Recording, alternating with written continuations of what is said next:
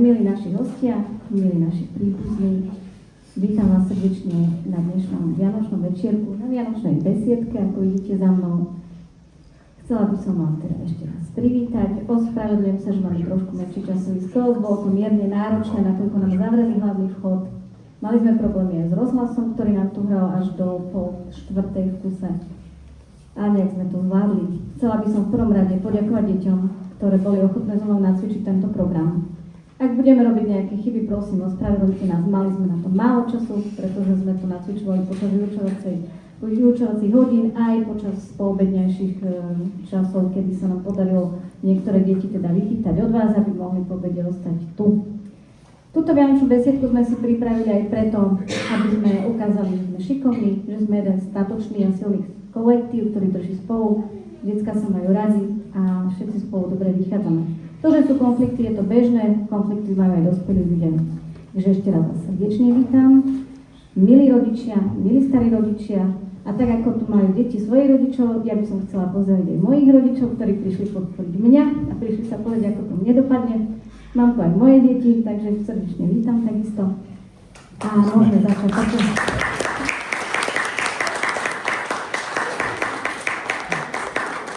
Ďakujem vám pekne, odozdávam slovo našim moderátorkám a týmto otváram srdečne náš krásny program. Dobrý večer, milí rodičia, starí rodičia a kamaráti. Vítajte na našej vianočnej besiedke.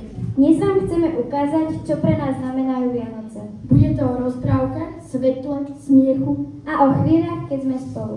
Prajem vám príjemný večer.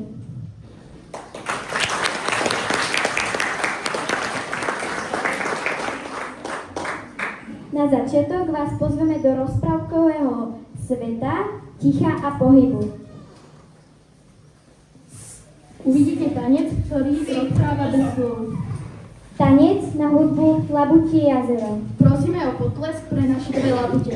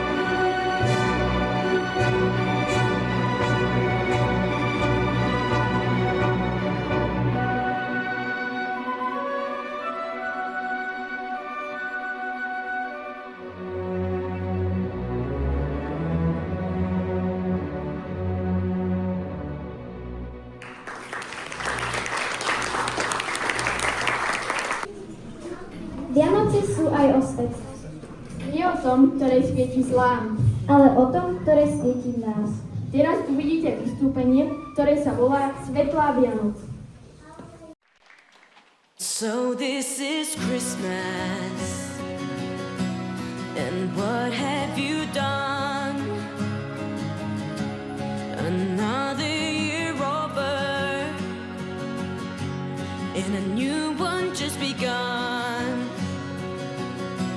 And so this is Christmas.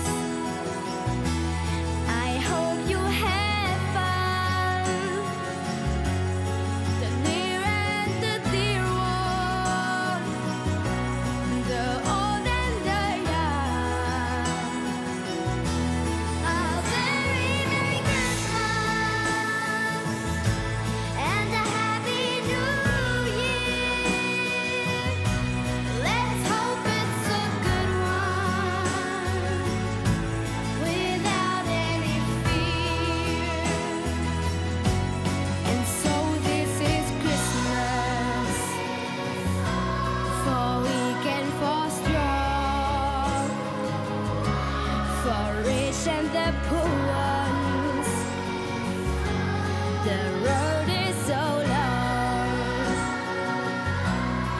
so happy Christmas for black and for white. For yellow and red ones, let's stop all fight. A very Merry Christmas and a Happy New Year. Let's hope it's a good one without any fear. And so this is Christmas, and what have we done? Another year over, and a new one just begun. And so happy Christmas. We hope you had fun. The near and the dear ones, the old and the young. A very Merry Christmas and a Happy New Year. Let's hope it's a good one without any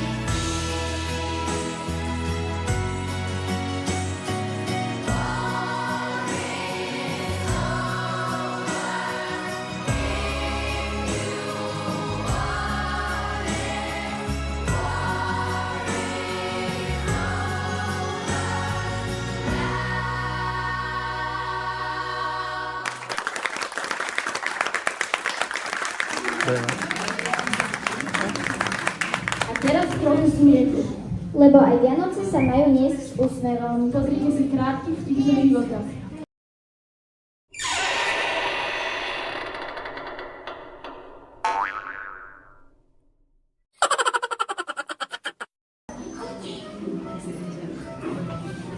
Spolužiačka Erika bola navštíviť spolužiaka Miška, lebo nebol v škole. No čo, ako bolo u zubára? No, konečne mi vytrhli ten zub. A už to neboli? No, to neviem, lebo ostal u zubára.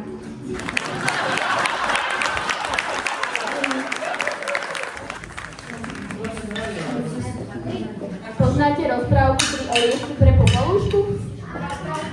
Rozprávku o odvahe, sne a láske Jak vám ju ukážeme. bez jediného slova.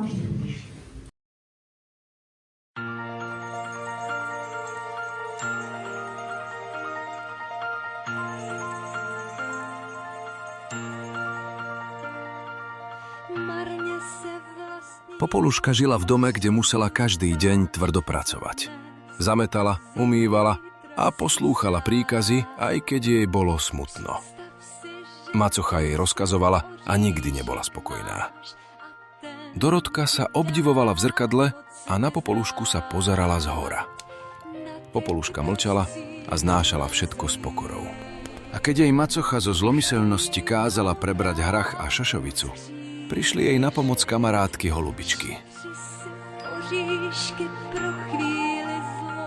Jedného dňa sa v lese objavil princ. S lovcami vyrážal na lov a svet sa na chvíľu zmenil.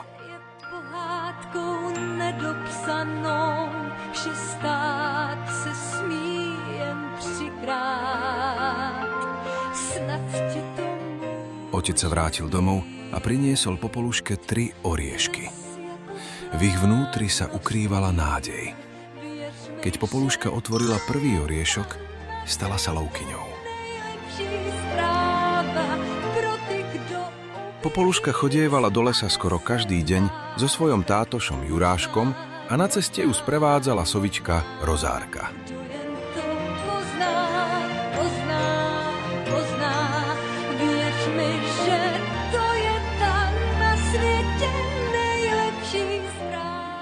Získala odvahu a sebavedomie. Stretla princa a ich pohľady sa na chvíľu spojili.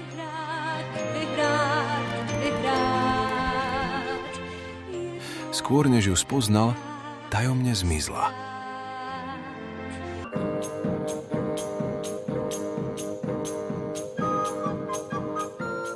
Na zámku sa konal bál. Macocha s Dorou ako prvé tancovali ako o dušu.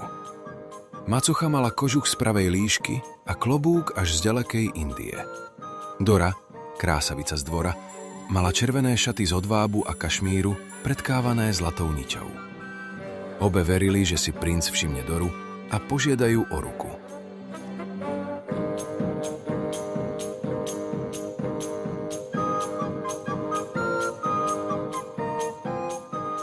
Princovi sa na bále ale vôbec nechcelo byť, no musel to nejak zvládnuť a premôcť sa.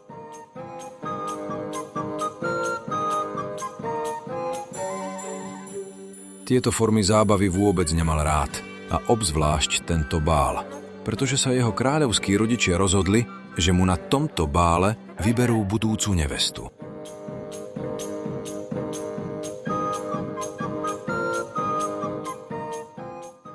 Z druhého orieška vznikli nádherné šaty. Popoluška sa objavila na bále ako pravá princezná. S princom tancovala, ako by sa zastavil čas. No polnoc sa blížila.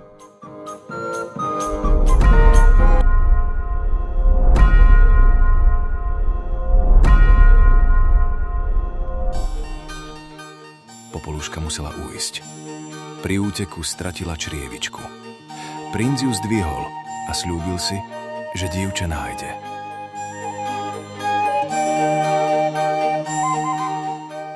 Hľadal po celom kráľovstve. Črievička Dorotke nesadla. A nesadla ani iným krásnym devám z celého kráľovstva. Princ chodil, hľadal a veril, že jeho milovaná z bálu určite niekde je. Až Popoluške dokonale zapadla. Tak Popoluška použila svoj tretí, posledný oriešok a v ňom boli šaty. Svadobné. Dobrota a láska zvíťazili. Popoluška a princ našli svoje šťastie. A tak sa z tichej dievčiny stala princezná. Rozprávka sa skončila šťastne.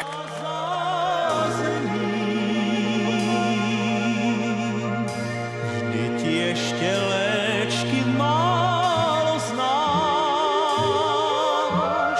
málo zdá se mi. Hej, břízo bílá, skloň se níž, dej ptáčku náruč svou a skrýš. Já pak můžu jít a v duši klid můžu pak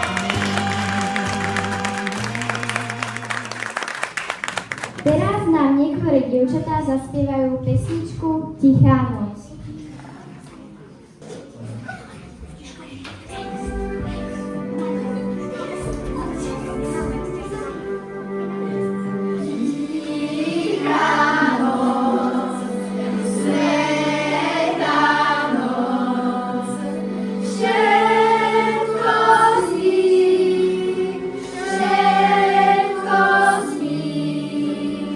Sám len svetým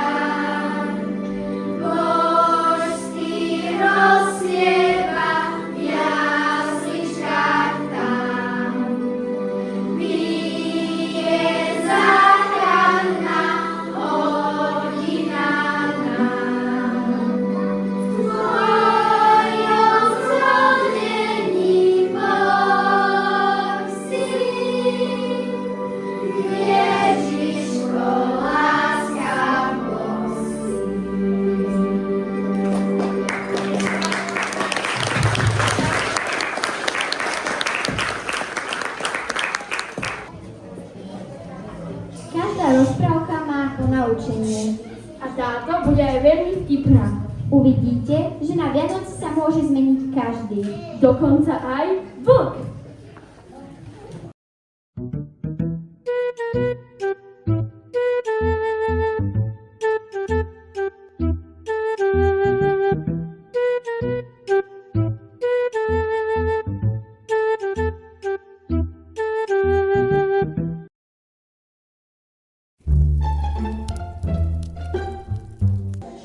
V dome bolo rušné. Kozátka behali, tancovali, jedli a vymýšľali všelijaké nebloky. Mama koza sa chystala do obchodu, aby nakúpila posledné vianočné dobro. Ako každá starostlivá mama, aj ona mala jedno veľmi dôležité pravidlo. Deti moje, ide do Lidla, po kapustu a oklad. Nikomu neotvárajte. A čo pre kurier darček mi zalzi? Len ak povie heslo, ale zákové Vianoce. A tak mama koza odišla, nechajúc svoje deti doma. Koziatka sľúbili, že budú poslušné. Ale ako to už býva, sľúbiť je jedna vec a dodržať je druhá. Poďme tancovať vianočný tanec. Ja radšej pustím Mildu, ako vyrobiť perníky bez perníkov. Hlavne nech tam je jedno. Kým sa koziatka zabávali, z diaľky prichádzal niekto, kto rozhodne nebol kuriér z auty. Bol to vlk. Ten vlk síce nebol zlý, ale za to bol veľmi hladný. A keď je niekto hladný,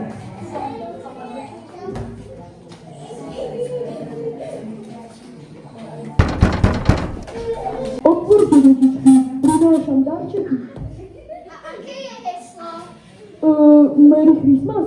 Nie!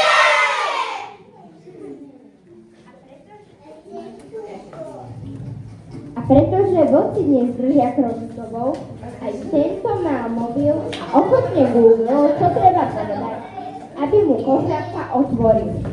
Technológie sú technológie. Aj v lese. Aha, Alzákové Vianoce. To je správne! Ale počkaj, ty máš chlapaté ruky. To je Vianočný sveter z Lidla.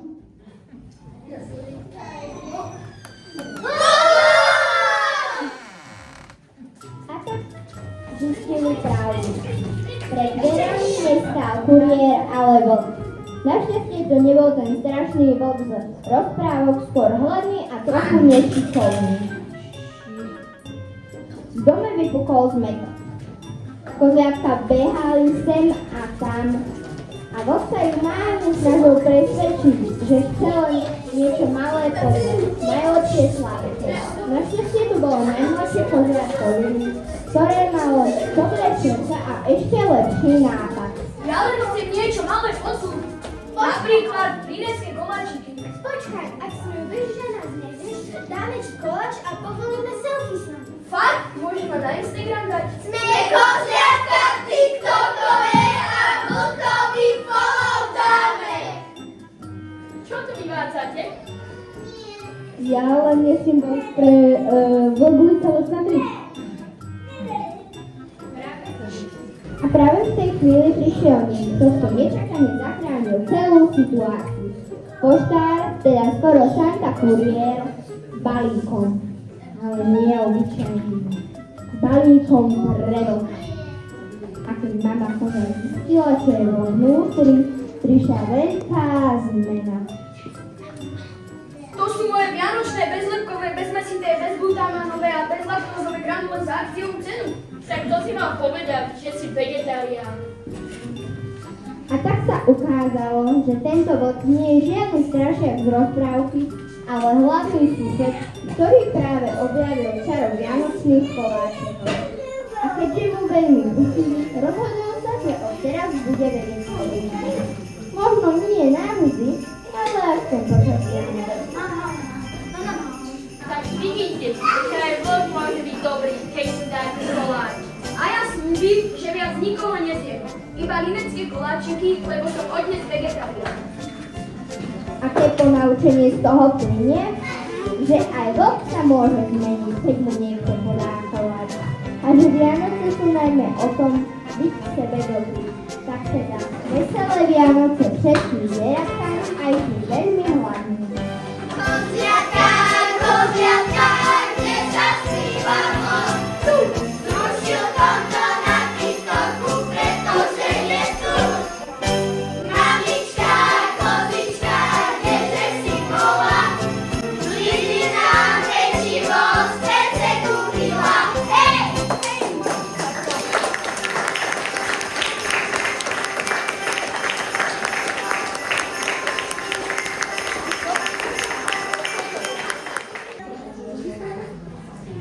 A teraz trochu smiechu, lebo aj Vianoce sa majú niesť s úsmevom. Pozrite si krátky vtip zo života.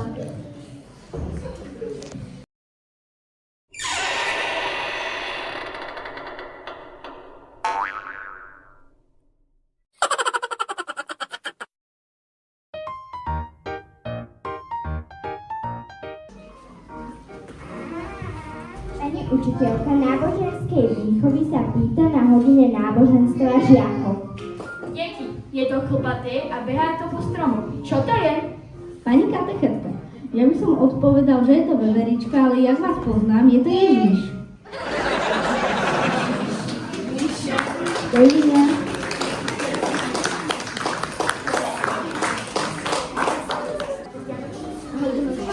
Vianoce nie sú len rozprávky.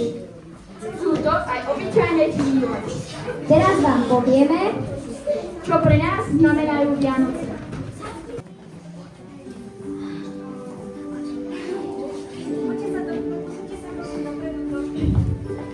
Vianoce sú, keď je doma teplo, aj keď je vonku zima. Keď vieme, že niekam patríme. Keď nikto nemusí nič dokazovať. Keď sme spolu a to úplne stačí.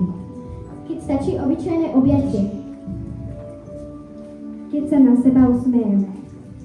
Keď počujeme smiech z kuchyne. Keď mamina na chvíľu prestane všetko stíhať. Keď sme spolu.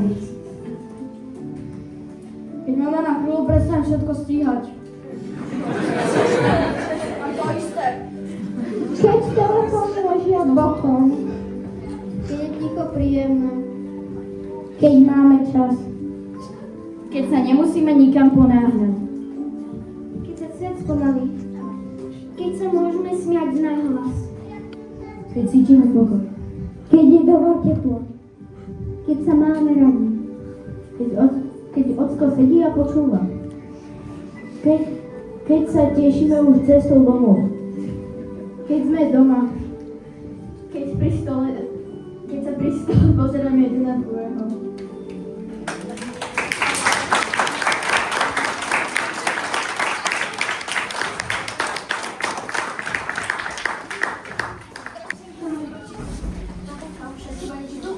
A teraz prichádza chvíľa, na ktorú sa mnohí tešia. Vianočný Secret Santa. Darčeky sú pod stromčekom. A každý si nájde ten svoj. Ďakujeme vám, že ste dnes boli s nami. Prajeme vám krásne a pokojné Vianoce.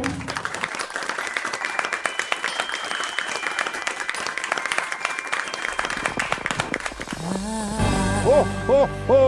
One a lot for Christmas. There is just one thing I need. I don't care about the presents underneath the Christmas tree. I just want you for my own. Rudolf, čakaj! Could ever know. Make my wish come true. All I want for Christmas is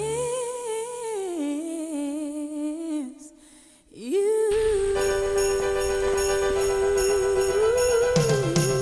Yeah. I don't want a lot for Christmas. There is just one thing I need.